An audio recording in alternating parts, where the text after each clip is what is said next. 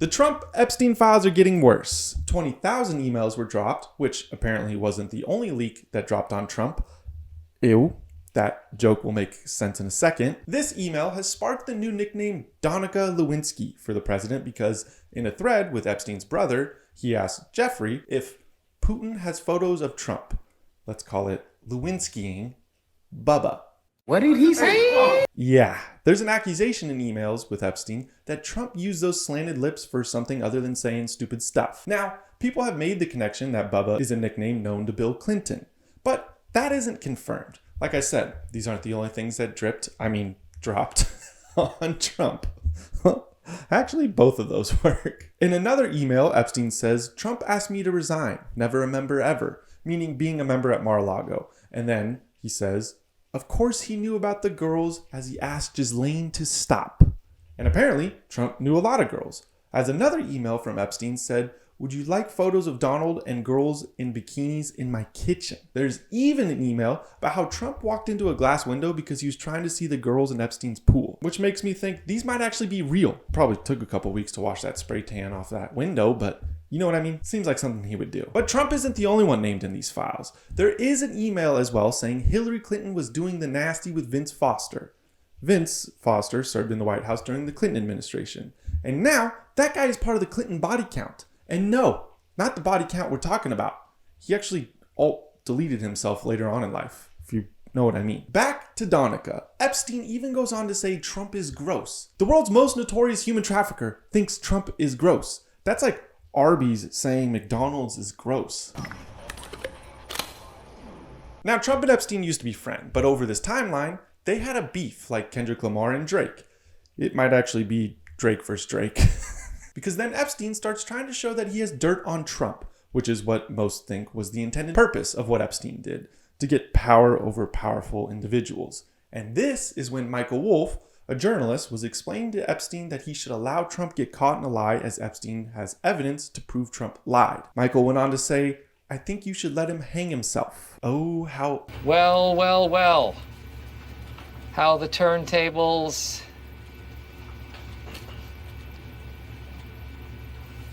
Welcome to Desk Side Rants. I'm your host, Gary. Trump is financially us. The turkey neck tyrant announced a plan for 50-year mortgages to help with the cost of housing for first-time homebuyers. And when asked about how this may be a bad idea, he said this.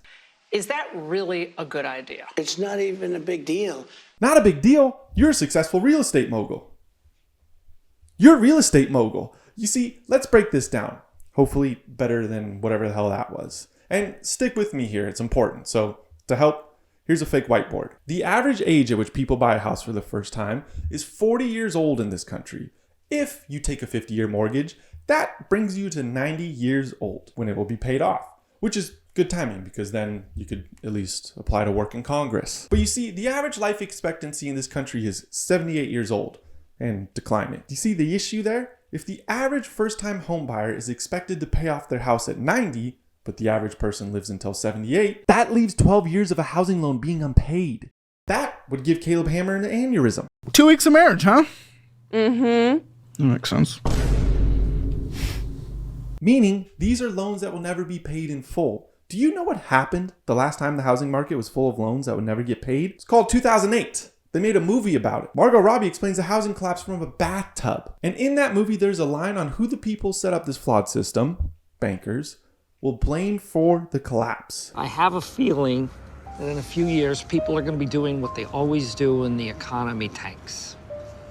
They will be blaming immigrants and poor people. And it's already begun. The biggest challenges that we have in the housing market, aside from too many illegal aliens who are taking the houses of American citizens. Starbucks is on strike. The blue-haired, bearded female barista battalion, that was a mouthful, has been demanding higher pay, solutions to staffing shortages, and to allow unions to be formed at stores. All while the CEO, who's the only person to fly more than Jeffrey Epstein, commutes from Orange County to Portland in a private jet named the Flying Bean. No, Trump, not that kind of bean. Okay, I made up the name. Now, commuting in a private jet 3 times a week and given a $96 million payment package for the first few months of work does sound bad when you underpay your workers. But can you blame him? Who the f*** wants to live in Portland and be surrounded by those beasts? I know what you're thinking. A highly overpaid CEO while his employees suffer is bad, and people can probably understand why there are strikes. But they did steal the Black Power fist. But then again, stealing from minorities is something Starbucks is familiar with. But obviously, people are going to side with the baristas on strike, and suburban moms are definitely not running in the store for coffee and standing in solidarity with the You're watching people in New Jersey elbowing each other, trying to get their hands on Starbucks' newest holiday product. This is their new 20-ounce glass barista cup. You people are fighting over a plastic bear? That little thing got never seen exercise athleisure-wearing women to run for the first time in a year. All for a hipster bear that looks like it listens to Claro. That dude figured out how to make adults go crazy over a child's toy.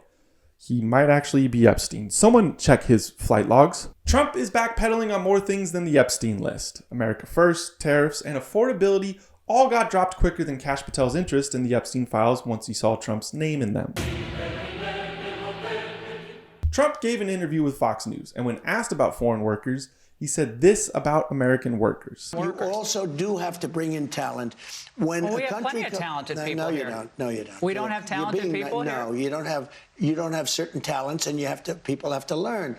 That's not that surprising, considering he replaced his last wife with a foreign worker. And he's continuing to do so.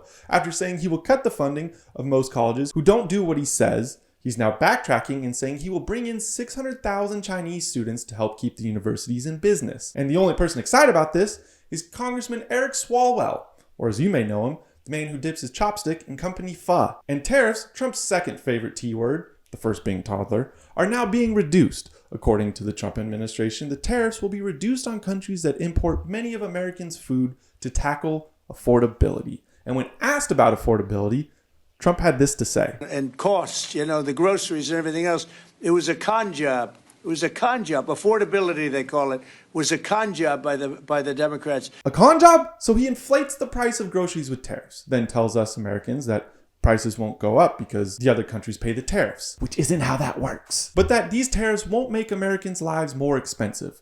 Then, to make things cheaper for Americans, he reduced those very tariffs he put in. Hey, Donald, that kind of sounds like a... It was a con job. Thank you. Subscribe.